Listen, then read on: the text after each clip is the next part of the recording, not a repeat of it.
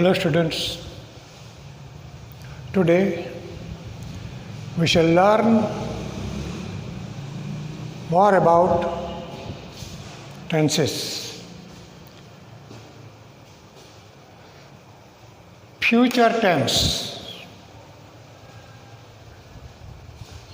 Time is divided into three parts: the time that has passed, the time that is going on, the time to come.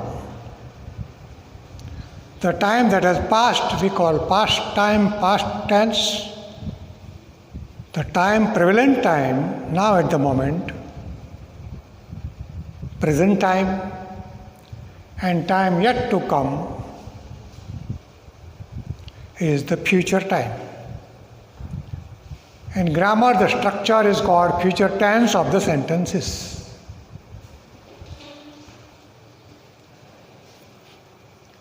Simple future tense.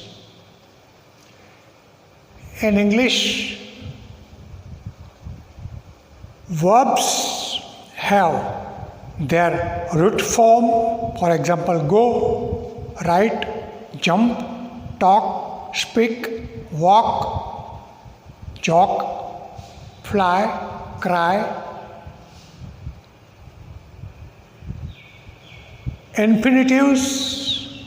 Infinitives are with to walk, to jump, to fly, to speak, to go. Then present tense or root forms are without infinitives, as we spoke earlier: go, jump, walk, talk. Then the verbs have their past tense forms. To go has past tense form went. To talk has past tense form talked, ed, at the end. Walk, walked, talk, talked. To speak has past tense spoke. There are many words which turn into past tense by adding ed at the end, that we learned in previous lectures. Then there are past participles of the verb. Past participle is the form of the verb that denotes the action completed. For example, rotten egg, spoiled bread,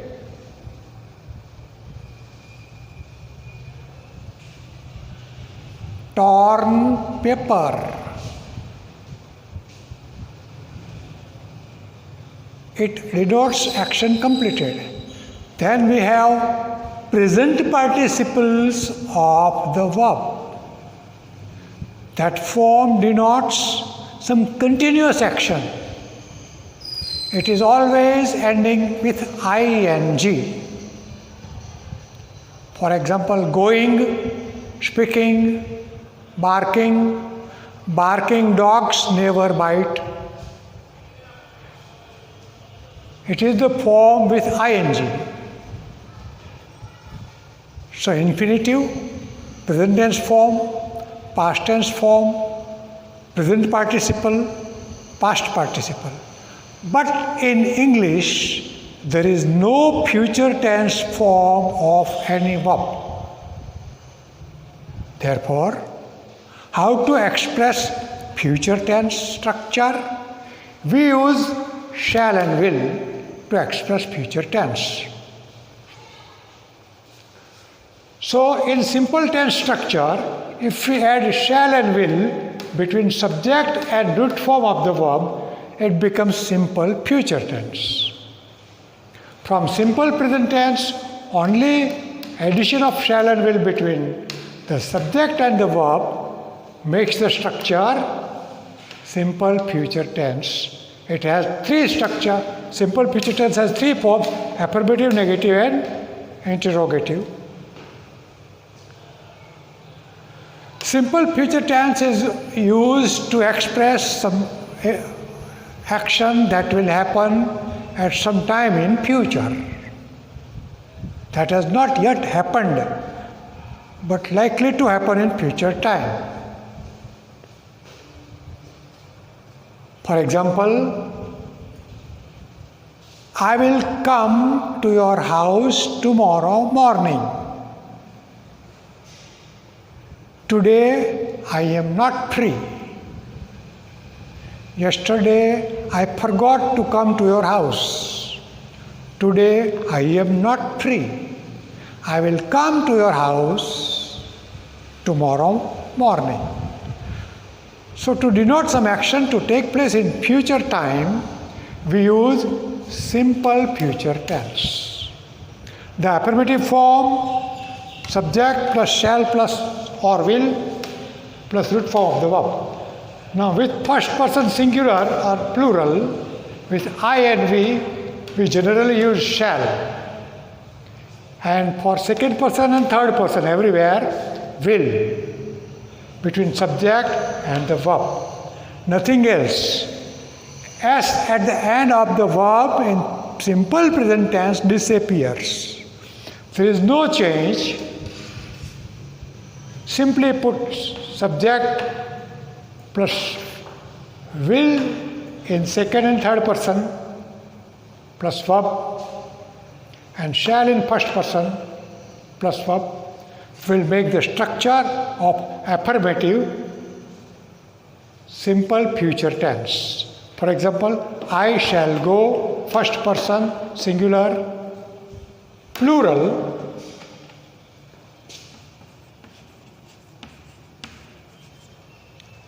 we shall go, I shall help you, I shall be ready, I shall talk to you, like that. We shall go, we shall meet tomorrow evening, we shall play cricket next Saturday. There may be some additional words to express the point of time in future.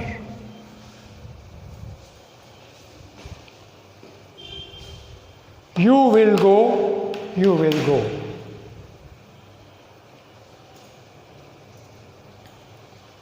Third person, he will go, she will go, it will go, plural, they will go. Now, there is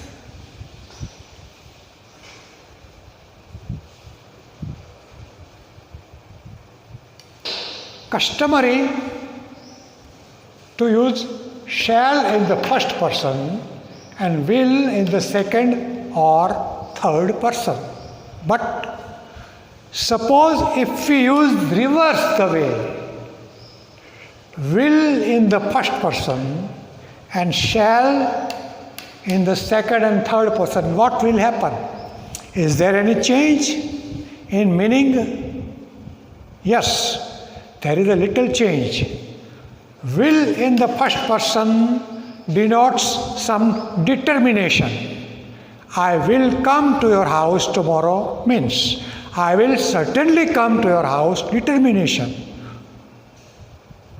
tomorrow morning. And shall in the second person expresses some sort of command or order. You shall not come to my class tomorrow. You shall pay the fine. You shall go out of the team. They shall suffer the punishment.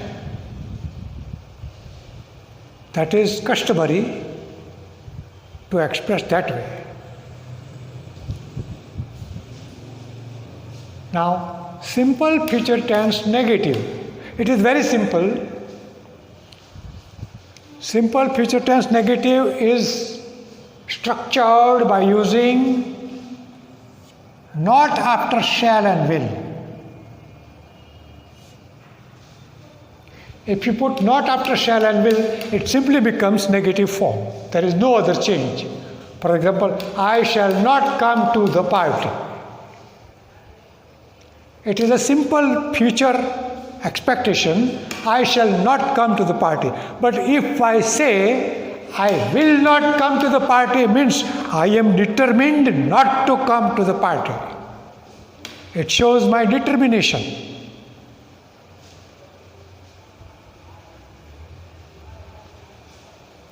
He will not become ready to help. They will not follow the new orders.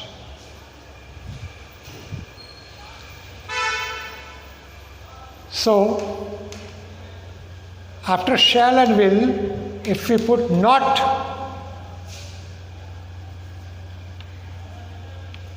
it becomes the negative form. It is very simple. And if we take shall and will right in the beginning of the sentence, it becomes interrogative form. Simple future tense interrogative form are structured by using shall and will in the beginning, then subject plus root form of the verb. Now shall and will of the affirmative when taken in the beginning makes interrogative structure. So shall and will plus subject plus root form of the verb plus don't forget to put question mark because it is interrogative structure.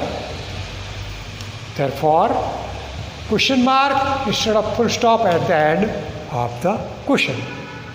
Will you give me your pencil?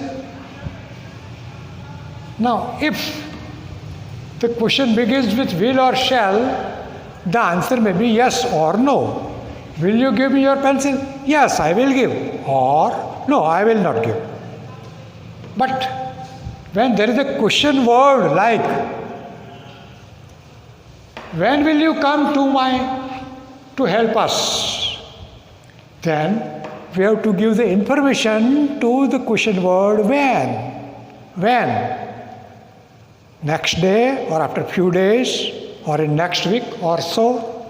We have to give the information asked with the help of the question word why, when, what, which. In that case, the answer simply will not come in yes or no. Will you give me your pencil? Yes. Will you come to my house? Yes or no. When will you come to my house?